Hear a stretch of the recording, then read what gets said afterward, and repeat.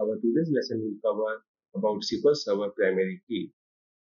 My name is Vahankar and I welcome you on our YouTube channel Decode ITES. Decode ITES provides you single learning platform for multiple IT technologies. Today's topics are what is primary key, how to create primary key, how to create primary key with non-cluster index, how to add primary key in existing table, and how to delete primary key. Let's go through what is primary key and what are the characteristics of primary key. A primary key is column or field in table that makes rows or records unique in table. Primary key contains all unique values with no duplicate or null values. A table can have only one primary key. A primary key can be defined on a single or multiple columns. Primary key with combination of multiple columns called composite primary key. A primary key can have maximum 16 columns. That means you can create a primary key with a combination of 16 columns. System will not allow inserting a row with a primary key that already exists in table because primary key will not allow null or duplicate values. So you can't insert any null and duplicate values in the table where primary key is defined. You can create a primary key on existing table. However, existing values of selected column should have unique and zero nulls. Primary key create cluster index by default. You can force primary key to create non-cluster index, or when table is already having cluster index, SQL Server itself create a non-cluster index for primary key. While creating primary key on existing column, selected column must be set to not null. This slide contains the images to represent the single column primary key and multiple column primary key, or we call composite primary key. In single column primary key, we can see roll number is a primary key field, and when you try to enter similar number again, you will face the error. Like roll number 1 is already assigned to Rohit with age of 9. When you try to enter the same number, roll number 1 again in the table with different name, it will fail because this field doesn't allow nulls and duplicates. Similar to composite primary key. Composite primary key is a combination of multiple fields which should be unique in the table. So you can see Rohit and date of birth of Rohit is a combination and uniquely identified in this table.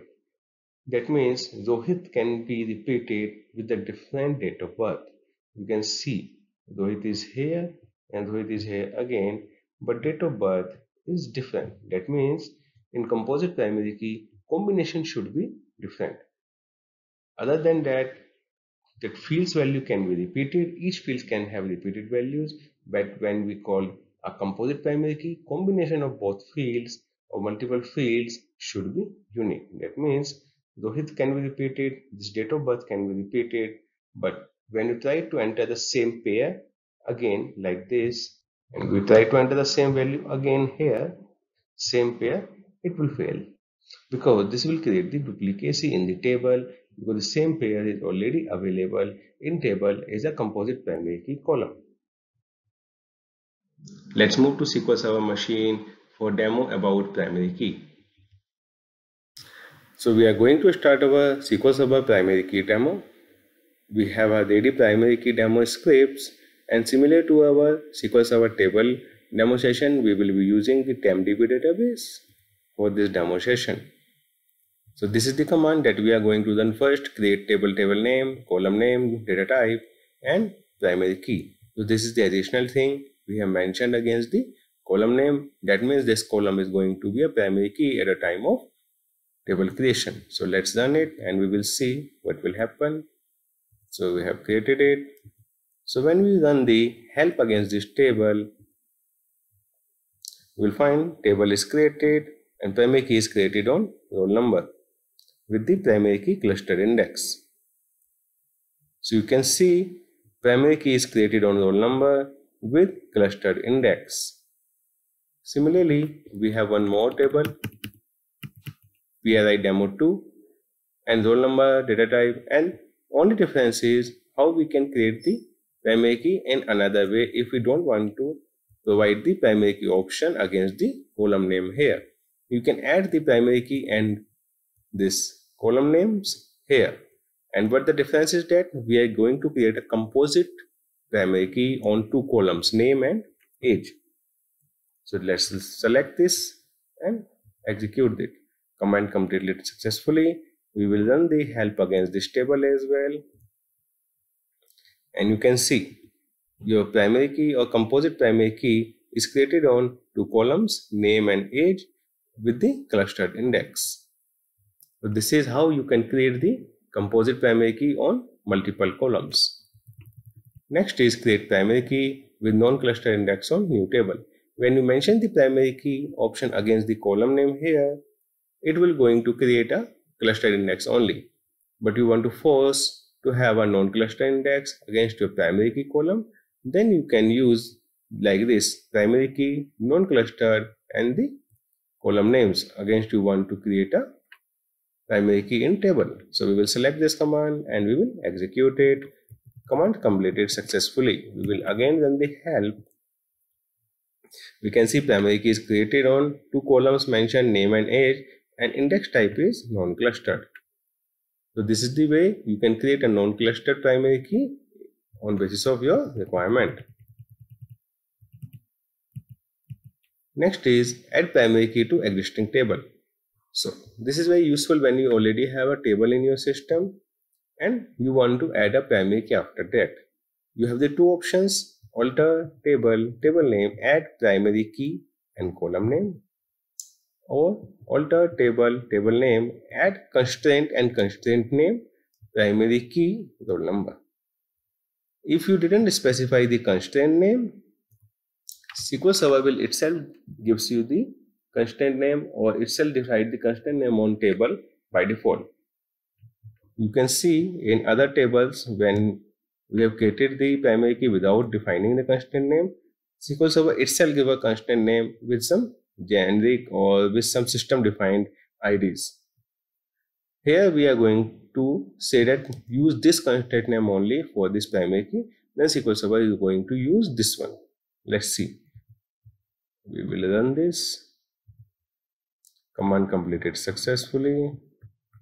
Let's run the help for demo 5 as well.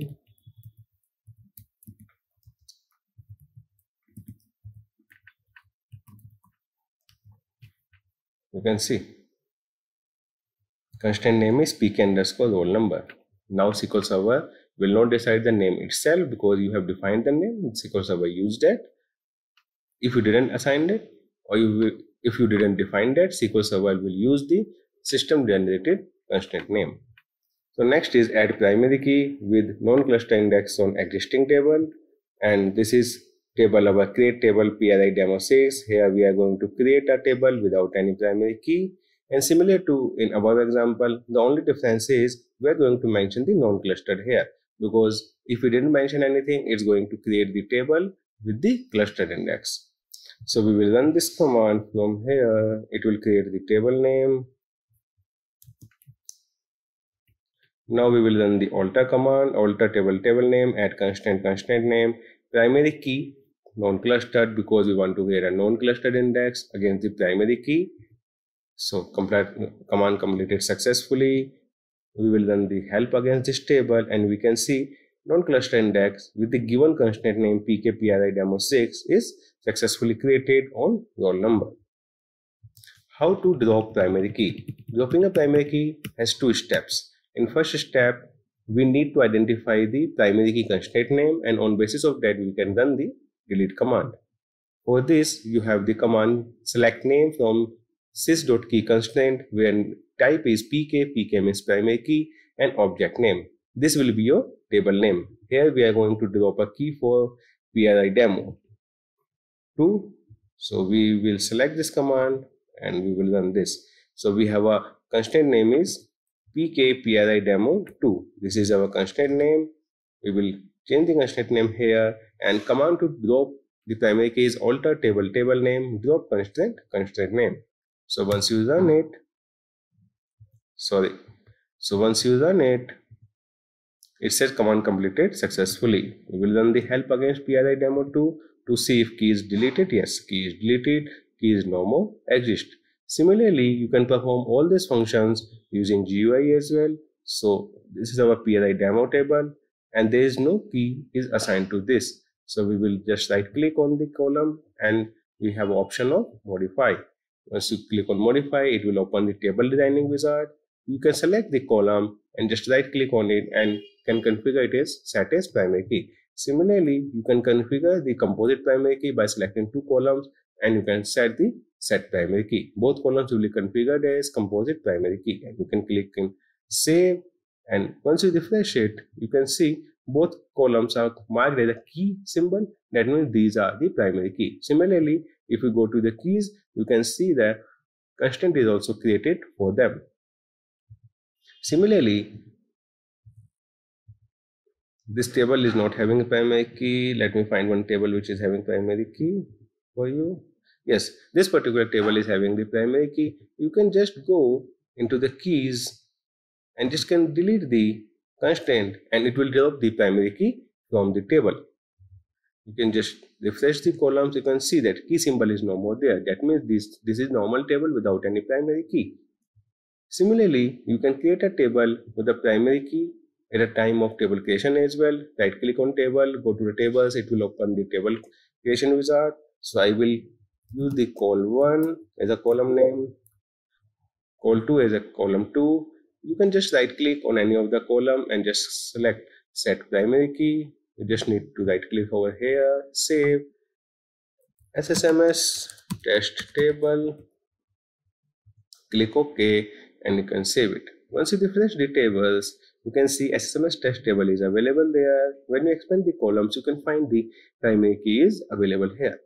So this is the small demo we have see how we can create a primary key, how we can drop a primary key, and how we can add a primary key in existing table using SSMS or T-SQL. I always prefer T-SQL for more flexibility, but it completely depends on your wish or your way of working, whether you want to use the SSMS GUI window or table design wizard or the T-SQL one. But I request to perform a practice session on your local laptop or local system, because this is going to be very helpful in our SQL Server Learning Series module. We have completed our today's lesson over SQL Server primary key. For any questions, please leave comments on video or contact us. Thanks for watching. Do like, share and comment our videos and also subscribe to our channel.